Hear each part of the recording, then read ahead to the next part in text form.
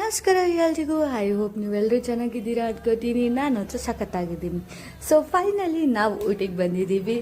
ಊಟಿದಲ್ಲಿ ಈ ಥರ ವೆದರು ಈ ಥರ ಇರುತ್ತೆ ಅಂತ ನಾನು ಅಂದ್ಕೊಂಡೇ ಇದ್ದಿದ್ದಿಲ್ಲ. ಬಟ್ ನಾನು ಅಂದ್ಕೊಂಡ್ಕಿಂತ ಜಾಸ್ತಿ ಚೆನ್ನಾಗಿದೆ.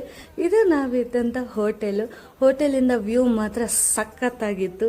ಆ್ಯಂಡ್ ನಾವು ಬೇರೆ ಫುಲ್ ವ್ಯೂ ಇರುವಂಥ ರೂಮ್ ಬುಕ್ ಮಾಡಿದ್ವಿ.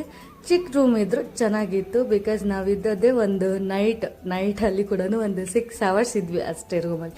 ಅದು ಬಿಟ್ಟರೆ ಎಲ್ಲ ಟೈಮಲ್ಲೂ ಹೊರಗಡೆನೇ ಇದ್ವಿ. ಸೊ ಬೇಗ ಫ್ರೆಶ್ ಅಪ್ ಆಗಿಬಿಟ್ಟು ನಾವು ಟೀ ಎಸ್ಟೇಟ್ ಮತ್ತು ಟಾಯ್ ಟ್ರೈನ್ನ ನೋಡೋಣ ಅಂತ ಹೋದ್ವಿ. ಬಟ್ ರೂಮ್ ವ್ಯೂ ಮತ್ತು ಲಂಚ್ ಟೀ ಎಸ್ಟೇಟ್ ಎಲ್ಲ ನೋಡಿಕೊಂಡು ಹೋಗೋತ್ತಿಗೆ 6:30 ಆಗಿತ್ತು. ಅಷ್ಟೊತ್ತಿಗೆ ಟಾಯ್ ಟ್ರೈನು ಬಾಯ್ ಅಂತ ಹೇಳ್ಬಿಟ್ಟು ರೈಲ್ವೆ ಸ್ಟೇಷನ್ಗೆ ಹೊರಟು ಆಗಿತ್ತು.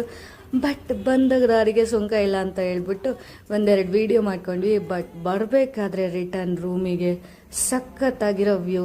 ನಾವು ಮೋಡದಲ್ಲಿ ಹೋಗ್ತಾ ಇದೆಯೋ ಅಥವಾ ಮೋಡನೇ ನಮ್ಮ ಜೊತೆಗೆ ಬರ್ತಾ ಇದೆಯೋ ಅಂತ ಫೀಲಲ್ಲಿತ್ತು. ಬಟ್ ಸಖತ್ತಾಗಿತ್ತು. ನೋಡಿ ವ್ಯೂ ಎಷ್ಟಾದರೆ ಈ ಥರ ನಮ್ಗೆ ಎಕ್ಸ್ಪೀರಿಯನ್ಸ್ ಆಗಿದ್ದು ಫಸ್ಟ್ ಟೈಮ್. ನಾವು ಲಾಸ್ಟ್ ಟೈಮ್ ಕೂರ್ಗೆ ಹೋದಾಗ ಇದನ್ನು ಎಕ್ಸ್ಪೆಕ್ಟ್ ಮಾಡಿದ್ವಿ, ಬಟ್ ಆಗಿದ್ದಿಲ್ಲ. ಬಟ್ ಇಲ್ಲಿ ಮಾತ್ರ ಸಖತ್ ಎಕ್ಸ್ಪೀರಿಯನ್ಸ್ ಆಗಿತ್ತು. ಆ್ಯಂಡ್ ನಮ್ಮ ರೂಮ್ ಹಿಲ್ ಸ್ಟೇಷನಲ್ಲಿರೋದ್ರಿಂದ ಫುಲ್ ಮೇಲ್ಗಡೆ ಇತ್ತು. ಫುಲ್ ಅಂದರೆ ಫುಲ್. ನೆಕ್ಸ್ಟ್ ನೀವು ನೋಡಿದ್ರೆ ಇನ್ಕೆ ಜಸ್ಟ್ ಮಿಸ್ ಆದರೆ ಕೆಳಗಡೆನೆ ಆ ಥರ ಇತ್ತು. ಸೊ ಇದು ಆಗಿತ್ತು ನನ್ನ ಡೇ. ವಿಡಿಯೋ ಇಷ್ಟ ಆಗಿದ್ದರೆ ಲೈಕ್ ಮಾಡಿ, ಸಬ್ಸ್ಕ್ರೈಬ್ ಮಾಡಿ. ಹಾಗೆ ನಾವು ಮತ್ತೆ ಊಟದಲ್ಲಿ ಏನೇನು ನೋಡಿದ್ವಿ ನಾಳೆ ಅಂತ ಮತ್ತು ನೆಕ್ಸ್ಟ್ ವಿಡಿಯೋದಲ್ಲಿ ಹೇಳ್ತೀನಿ. ನೈಟ್ ಡಿನ್ನರ್ ಎಲ್ಲ ಮುಗಿಸ್ಕೊಂಡು ಸ್ವಲ್ಪ ನಮ್ಮ ಪರ್ಸ್ನಲ್ ಅಂದರೆ ನಮ್ಮ ಫ್ಯೂಚರ್ ಬಗ್ಗೆ ಮಾತಾಡಿ ಇವತ್ತಿನ ಡೇನ ಎಂಡ್ ಮಾಡಿದ್ವಿ.